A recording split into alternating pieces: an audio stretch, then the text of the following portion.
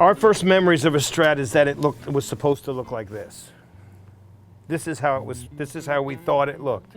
We had no idea. Nobody on Ed Sullivan that I remember, because I didn't see Buddy Holly.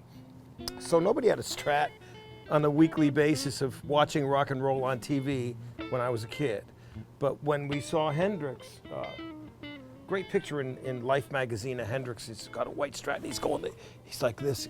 He's singing and he's just hit a chord or something and the Strat's upside down. And that was my first memory of a Fender Stratocaster. So I was surprised to find out that it really was played that it looked like this.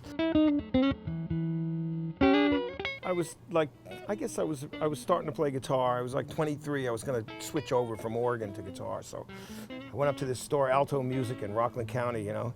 It's in New York State, and there was one sitting in the window, and it's sitting there so long it was sonic blue turned like the lightest green, elephant piss green we used to call it, and it was a '65 Strat.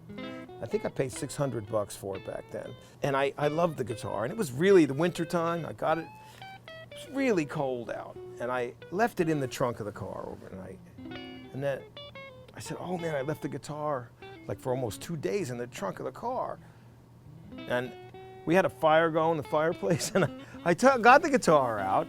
It's at night, I bring it back in the house, I opened up the case, and right before my eyes, the finish went, and it just checked, and I thought, oh my God, the guitar is ruined. I'm gonna have to have it refinished. This is something we didn't know, that this would be cool someday, so I had it refinished. God help me. Stratocaster has magical things about it that people discovered. Now we put a 5-position switch in. It was a 3-position, and somebody stumbled upon that in between. That sound. It's like glass, and Curtis Mayfield had the sound too.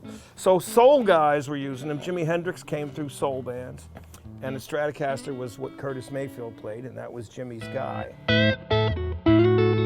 Either there's something historic about the fact that rock and roll as we know it, and let's not go back and say and debate, oh, well, rhythm and blues was playing rock and roll in the 40s. Rock and roll as we know it, from when Elvis and the Sun Sessions in 1954, and kids started going out to buy guitars. This is when this guitar was introduced. It's part of the space age, too. It was the Stratocaster, the Telecaster.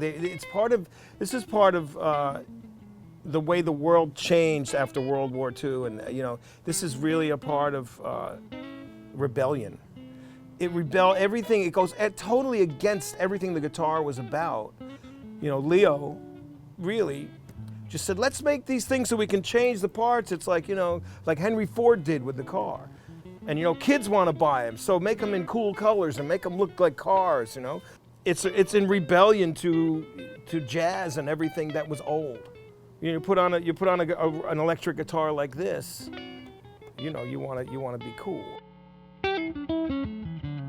We think of Jimi Hendrix and Jeff Beck and Eric Clapton and everybody that plays a Strat, and and listen to how different all of them sound on it. So there's nothing common. The player still comes through. That's the important thing.